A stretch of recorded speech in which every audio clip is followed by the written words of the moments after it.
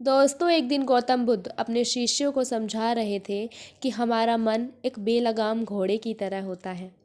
अगर उस पर काबू ना पाया जाए तो वो ना कभी हमारी सुनता है और ना ही हमें अपने अनुसार कार्य करने देता है।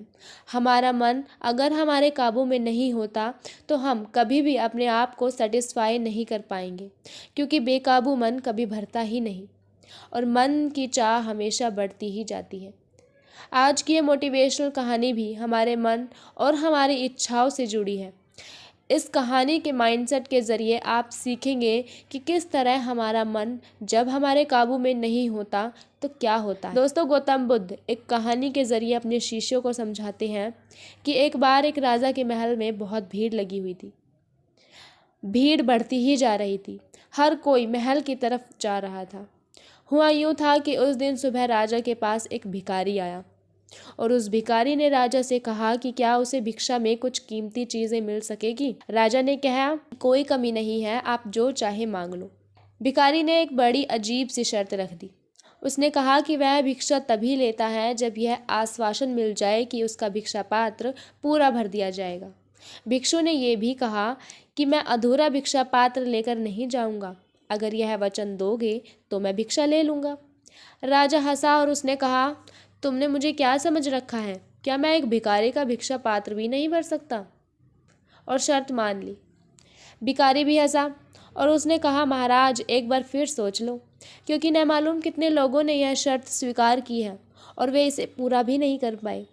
राजा ने मुस्कुराते हुए अपने वजीरों से कहा कि जाओ, अनाज के दानों से नहीं बल्कि हीरे मोतियों से इसके भिक्षे पात्र को भर दो। भिखारी ने दोबारा टोकने की कोशिश की, पर राजा ने वजीरों से कहा, समय बर्बाद मत करो, जाओ और उसके भिक्षा पात्र को हीरे और मोतियों से भर दो। वजीर बहुत से हीरे मोती लेकर आया और उस भिखारी के भिक्षा पात्र में डाल दिए। भिक्षा पात्र में डालते ही वो हीरे मोती कहीं खो गए और भिक्षा पात्र खाली रह गया। सुबह से दोपहर हो गई, वो भिक्षा पात्र खाली का खाली ही रहा। राजा को समझ नहीं आ रहा था कि आखिर यह हो क्या रहा है। दोपहर से शाम हो गई लेकिन वो भिक्षा पात्र भर ही नहीं रहा। आखिर में राजा भिखारी के पैरों में गिर गया और माफ़ी मांगने लगा कि मैं माफ़ी मांगता हूँ, बस आप इतना बता दें कि यह भिक्षा पात्र क्या है। क्या इसमें किसी तरह का जादू है या कोई और रहस्य? उस भिखारी ने बताया, न तो ये कोई जादू है और ना ही कोई रहस्य। एक बार मैं शमशान घाट से गुजर रहा था तो मुझे वहाँ एक आदमी की खोपड़ी पड़ी मिली। बस उसे मैंने यह भिक्षा पात्र बना लिया और मैं खुद भी हैरान हूँ कि यह हो क्या रहा है। पहले कभी बड़े बुजुर्ग से सुना था कि इंसानी मन कभी भरता ही नहीं है और आज देख भी लिया। दोस्तों, गौतम बुद्ध हमें यह सिखाना चाह रहे हैं कि आप अपने मन और शरीर की इच्छाओं को कभी पूरा नहीं कर पाएंगे।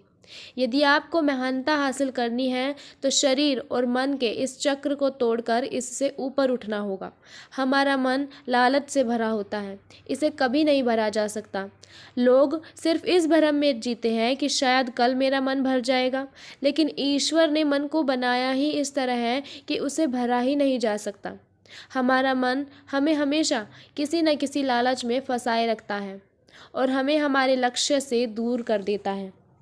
जो लोग अपने मन को कंट्रोल करके लगातार अपनी सफलता के लिए काम करते हैं, वही लोग दुनिया में आगे बढ़ पाते हैं।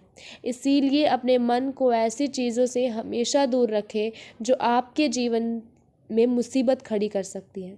अपने मन को उतने में ही संतुष्ट रखना सीखें जितना आपको मिलता है।